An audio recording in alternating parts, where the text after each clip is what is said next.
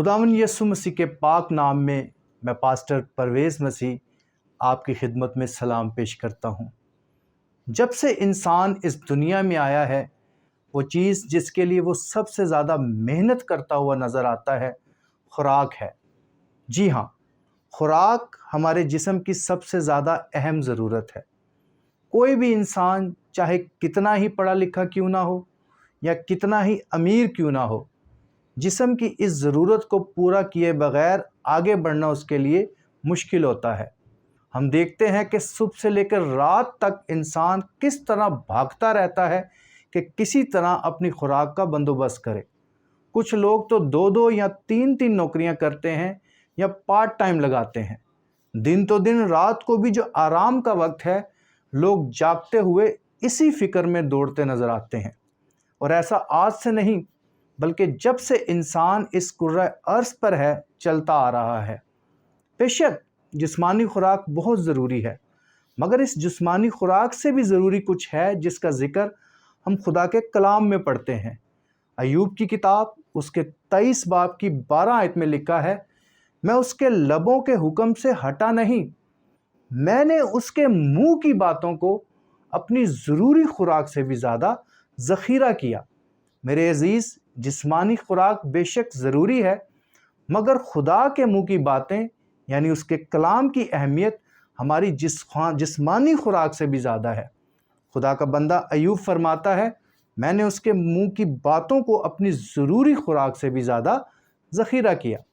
हमें भी ये सोचना चाहिए कि हम उसके कलाम का कितना ज़ख़ीरा करते हैं। कई दफ़ा ऐसा होता है कि लोग दुनियावी तौर पर बहुत पढ़े लिखे होते हैं, उनके पास बहुत सी डिग्रियां होती हैं, मगर जब खुदा के कलाम की बात होती है तो वो बिल्कुल कोरे नज़र आते हैं। सबका ऐसा हाल नहीं, मगर एक बड़ी तादाद है जिसका ये हाल है। आमतौर पर हफ्ते में इतवार को एक इबादत होती है, और कुछ लोग तो ऐसे हैं कि उनके पास इतवार को भी वक्त नहीं होता कि चर्च ही चले जाएं। अगर हम हर रोज़ अपने घर में बाइबल मुकद्दस को पढ़ने के लिए थोड़ा सा वक्त निकालें तो इससे भी मुमकिन है कि हमें कुछ फ़ायदा हो जाए। लेकिन बाज़ औक़ात खुद से पढ़ने से समझ नहीं आती, इसलिए खुदा ने खादम मुकर्रर किए हैं जो खुदा के कलाम को मेहनत के साथ दूसरों तक पहुंचाते हैं ताकि खुदा की कलीसिया तरक्की करे। इफसियों के नाम पौलुस रसूल का ख़त उसके 4 बाब की 11 और 12 आयत में लिखा है, और उसी ने बाज़ को रसूल और बाज़ को नबी और बाज़ को मुबश्शिर और बाज़ को चरवाहा और उस्ताद बनाकर दे दिया, ताकि मुकद्दस लोग कामिल बने और खिदमत गुजारी का काम किया जाए और मसीह का बदन तरक्की पाए। इसलिए ये बहुत ज़रूरी है कि जिस तरह अय्यूब नबी कहता है कि मैंने उसके मुंह की बातों को अपनी ज़रूरी खुराक से भी ज़्यादा ज़ख़ीरा किया, हम भी खुदा के कलाम को अपनी ज़रूरी खुराक से ज़्यादा ज़ख़ीरा करने वाले बने। मत्ती रसूल की मार्फत लिखी गई इंजील उसके 4 बाब की 1 से 11 आयत तक पढ़ें तो हमें खुदावंद यीशु मसीह की आजमाइश का जिक्र मिलता है। वहाँ लिखा है कि 40 दिन और 40 रात फाका करके आखिर को उसे भूख लगी, और आजमाने वाले ने पास आकर उससे कहा, अगर तू खुदा का बेटा है तो फरमा कि ये पत्थर रोटियां बन जाए। उसने जवाब में कहा, लिखा है कि आदमी सिर्फ रोटी ही से जीता ना रहेगा, बल्कि हर बात से जो खुदा के मुंह से निकलती है। इब्लीस को ऐसा लग रहा था कि अब इसको भूख लगी है तो सबसे ज़्यादा ज़रूरी चीज़ जो इस वक्त हो सकती है वो रोटी ही है। लेकिन अगरचे खुदावन यीशु मसीह ने 40 दिन और रात से कुछ नहीं खाया था, तो भी इब्लीस को जवाब दिया कि आदमी सिर्फ रोटी ही से जीता ना रहेगा, बल्कि हर बात से जो खुदा के मुंह से निकलती है। मतलब ये कि खुदा का कलाम रोटी से भी ज़्यादा अहम और ज़रूरी है। हमारा अगर एक वक्त का खाना थोड़ा लेट हो जाए तो बाज़ औक़ात हम बड़ी मुश्किल महसूस करते हैं, मगर खुदावन यीशु मसीह 40 दिन और 40 रात की तवील मुद्दत के बाद फाका करने के बाद भी जिस चीज़ को पहला दर्जा देते हुए नज़र आता है वो खुदा का कलाम है। कुछ लोग तो इबादत पर ही इस वक्त आते हैं जब बिरयानी की देग पकी हो। لوگ اپنے اشتہار میں بڑا کرکے لکھتے ہیں کہ کھانے کا بھی خصوصی انتظام کیا گیا ہے تاکہ زیادہ سے زیادہ لوگوں کو جمع کیا جا سکے، کیونکہ کچھ لوگ کھانے کا سن کر ہی آتے ہیں، ویسے نہیں آتے۔ حقیقت تو یہ ہے کہ لوگ کھانے کے طالب نظر آتے ہیں، خدا کے کلام کے نہیں۔ میں ایک جگہ بائبل سٹڈی کرواتا ہوں، وہاں جو بھائی انتظام کرتے ہیں، ایک دن وہ مجھے کہہ رہے تھے کہ ہم لوگوں کی ریفریشمنٹ کا بھی بندوبست کیا کریں۔ میں نے کہا کہ ہم ایسا 2-3 مہینوں میں ایک بار تو کر سکتے ہیں، مگر ہر بار نہیں۔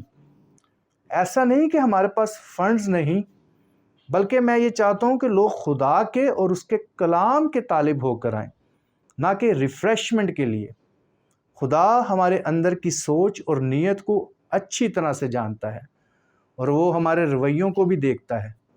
اسے پتہ چل جاتا ہے کہ ہم حقیقت میں کس چیز کے طالب ہیں۔ ہمیں چاہیے کہ ہم اپنا رویہ ایوب نبی اور یسوع مسیح کی مانند بنائیں، اور پہلا درجہ ہمیشہ خدا کے کلام کو دیں۔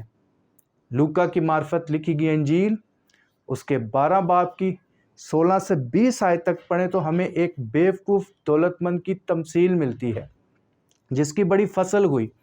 اسے ایسا لگا کہ اب بہت برسوں کے لیے اس کے پاس بہت سا مال ہے۔ اسے اپنے مال کو ذخیرہ کرنے کی فکر لگ گئی۔ وہ بڑا خوش تھا اور اپنے آپ سے باتیں کرتے ہوئے کہہ رہا تھا کہ اپنی جان سے کہوں گا، چین کر، کھا پی، خوش رہ، تیرے پاس بہت برسوں کے لیے بہت سا مال ہے۔ مگر لکھا ہے کہ اس سے کہا گیا کہ اے نادان، آج رات ہی تجھ سے تیری جان طلب کر لی جائے گی۔ دنیا کی دولت ہم جتنی مرضی جمع کر لیں، مگر مرنے پر یہ ہمارے کسی کام کی نہیں۔ مرکز رسول کی معرفت لکھی گئی انجیل، اس کے 8 باب کی 37 آیت میں لکھا ہے، آدمی اگر ساری دنیا حاصل کرے اور اپنی جان کا نقصان اٹھائے تو اسے کیا فائدہ ہوگا۔ یوحنا رسول کی معرفت لکھی گئی انجیل، اس کے 6 باب کی 27 آیت میں ہم پڑھتے ہیں کہ خداوند یسوع مسیح نے فرمایا، فانی خوراک کے لیے محنت نہ کرو، بلکہ اس خوراک کے لیے جو ہمیشہ کی زندگی تک رہتی ہے۔ اگر ہم اپنی ترتیب کو ٹھیک کر لیں تو یہ فانی یا جسمانی خوراک خود ہی ہمارے پیچھے بھاگ سکتی ہے، یعنی یہ کہ ہمیں اس کے لیے محنت نہیں کرنی پڑے گی، بلکہ یہ خود ہمارے پیچھے آئے گی۔ متی رسول کی معرفت لکھی گئی انجیل، اس کے 6 باب کی 24 سے 34 آیت میں لکھا ہے، کوئی آدمی 2 مالکوں کی خدمت نہیں کر سکتا، یا تو ایک سے عداوت رکھے گا اور دوسرے سے محبت، یا ایک سے ملا رہے گا اور دوسرے کو ناچیز جانے گا۔ تم خدا اور دولت دونوں کی خدمت نہیں کر سکتے۔ اس لیے میں تم سے کہتا ہوں کہ اپنے جان کی فکر نہ کرنا کہ ہم کیا کھائیں گے یا کیا پئیں گے، اور نہ اپنے بدن کی کہ کیا پہنیں گے۔ کیا جان خوراک سے اور بدن پوشاک سے بڑھ کر نہیں؟ ہوا کے پرندوں کو دیکھو کہ نہ بوتے ہیں، نہ کاٹتے ہیں، نہ کوٹھیوں میں جمع کرتے ہیں، تو بھی یہ تمہارا آسمانی باپ ان کو کھلاتا ہے۔ کیا تم ان سے زیادہ قدر نہیں رکھتے؟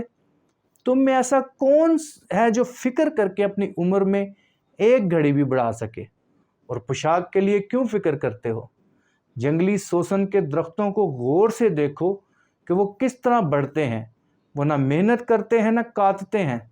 تو بھی میں تم سے کہتا ہوں کہ سلیمان بھی باوجود اپنی ساری شان و شوکت کے ان میں سے کسی کی مانند ملبس نہ تھا۔ پس جب خدا میدان کی گھاس کو جو آج ہے اور کل تنور میں جھونکی جائے گی ایسی پوشاک پہناتا ہے، تو اے کم اعتقادو، تم کو کیوں نہ پہنائے گا۔ اس لیے فکر مند ہو کر یہ نہ کہو کہ ہم کیا کھائیں گے یا کیا پئیں گے یا کیا پہنیں گے، کیونکہ ان سب چیزوں کی تلاش میں غیر قومیں رہتی ہیں، اور تمہارا آسمانی باپ جانتا ہے کہ تم ان سب چیزوں کے محتاج ہو۔ بلکہ تم پہلے اس کی بادشاہی اور اس کی راست بازی کی تلاش کرو، تو یہ سب چیزیں بھی تم کو مل جائیں گی۔ بس کل کے لیے فکر نہ کرو، کیونکہ کل کا دن اپنے لیے آپ فکر کرے گا، آج کے لیے آج ہی کا دکھ کافی ہے۔ یہاں صاف بتایا گیا ہے کہ پہلا درجہ جس عمل کو دینے کی ضرورت ہے وہ خدا کا کلام ہے۔ خدا کا کلام ہے جو ہماری خدا کی بادشاہی اور اس کی راست بازی کی تلاش میں مدد کرتا ہے۔ اب ہم نے جب یہ جان لیا ہے کہ خدا کا کلام ذخیرہ کرنے کی ضرورت ہے، تو اگلی بات جو میں چاہتا ہوں جس پر ہم غور کریں وہ یہ ہے کہ کلام کا ذخیرہ خانہ کہاں ہے۔ زبور 119 کی 11 آیت میں لکھا ہے، میں نے تیرے کلام کو اپنے دل میں رکھ لیا تاکہ میں تیرے خلاف گناہ نہ کروں۔